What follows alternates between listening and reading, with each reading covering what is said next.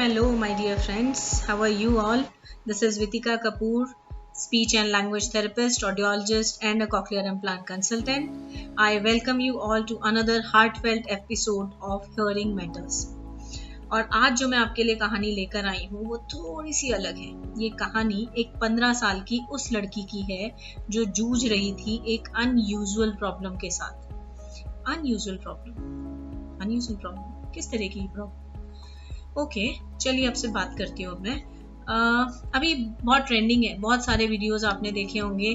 there's something called ASMR, जहाँ पर अलग अलग तरीके के लोग कुछ भी उठाकर पॉपकॉर्न, चिकन और may be a Coke can, they chew, they munch, they create those noises and record it on audio और उसके वीडियोस बनते हैं, उसकी साउंड्स को सुना जाता है। हमारे लिए शायद ये फन है, but for some people it can create a lot of trouble.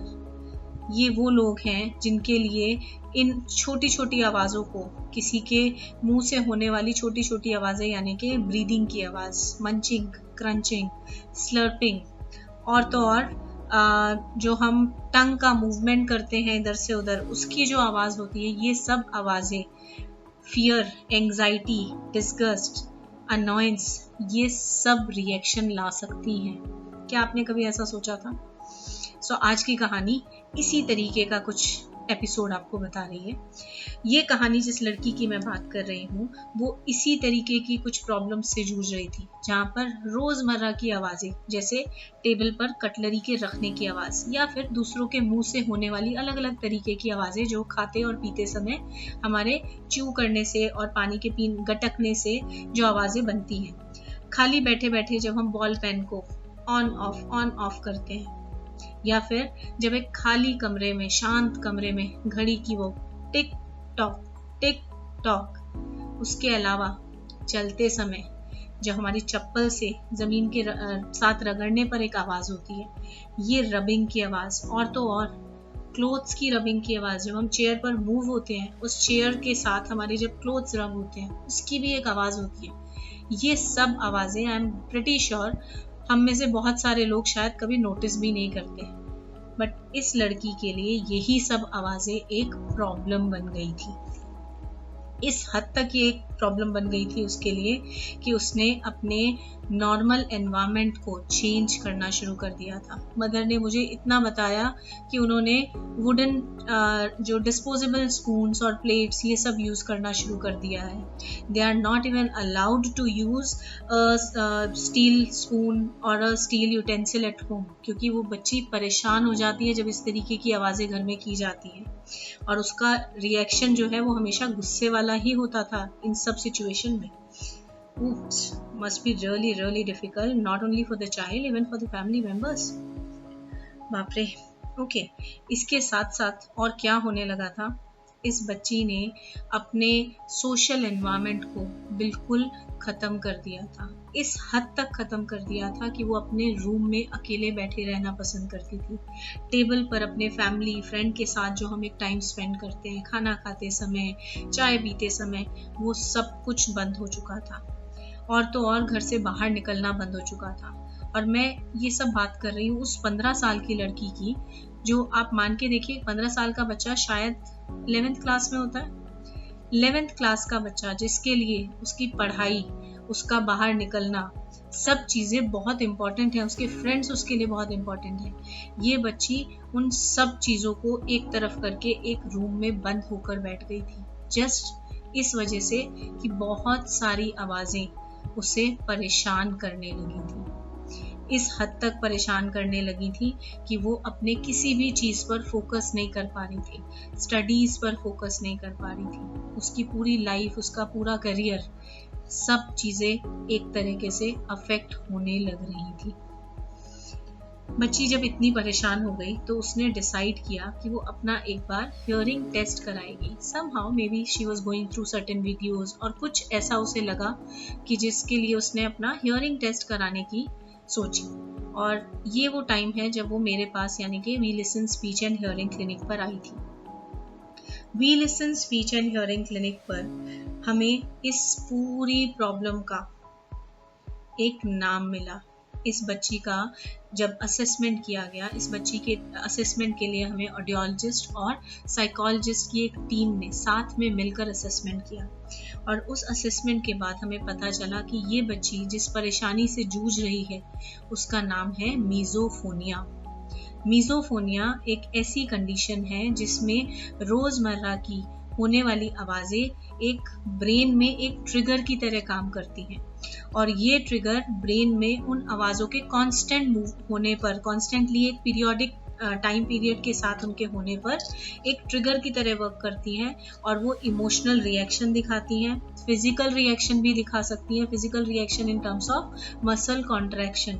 आपको वो बच्चा या कोई पर्सन जिसको भी ये परेशानी हो रही है, उसकी मसल्स अचानक से टेंस होने लगती हैं, कभी कभी तो इस हद तक टेंस हो जाती हैं कि उनकी ब्रीदिंग भी उनके लिए प्रॉब्लम बन जाती है। तो यानी कि जो मैं समझाना चाह रही हूँ, ये बच्चा जो कि इन आवाजों को सुनकर अलग अलग तरीके से रिएक्ट कर रहा था, जिसको उसके पेरेंट्स इनिशियल स्टेज पर समझ रहे थे कि शायद वो बस केवल एक बहाना बना रही है रूम में बैठे रहने का, क्योंकि पेरेंट्स ने इनिशियली उसको ये कहकर डांटा भी, बेटा तुम्हारे बहुत आज की डेट में बच्चों के बड़े ठाठ हैं, उनको अलग अलग कमरे मिलते हैं बैठने के लिए। हमारे टाइम में तो ऐसा कोई रूम नहीं था हमारे लिए जिसमें हम पूरे दिन अपने को बंद करके बैठ सकें।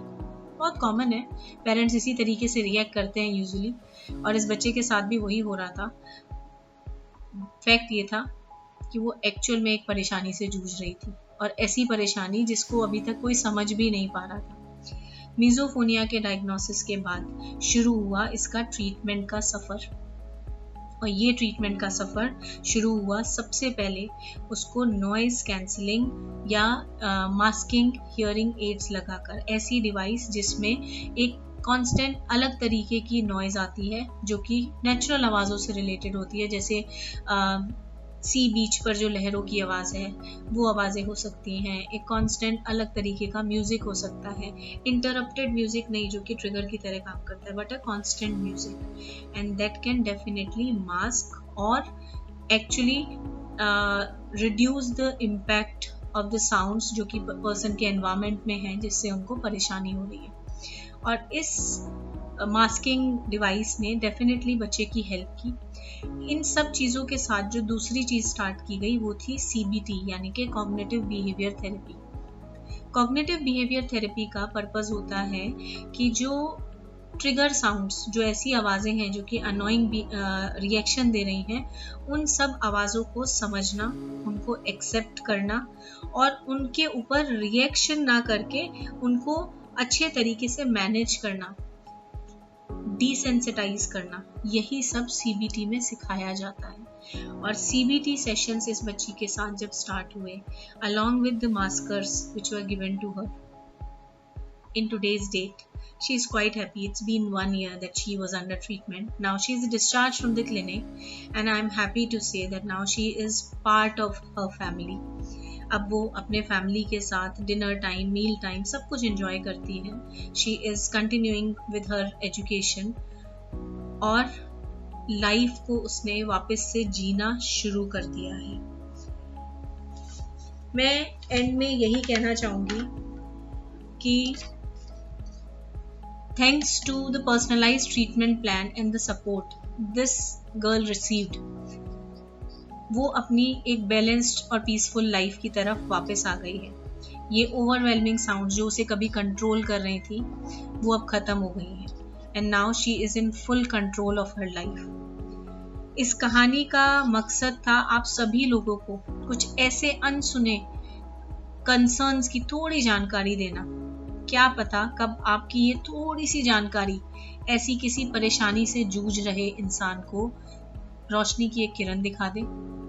Thank you for listening to this girl's journey, जो हमें ये याद दिलाती है कि उम्मीद, सही गाइडेंस और अपनों का साथ हमेशा रंग लाता है।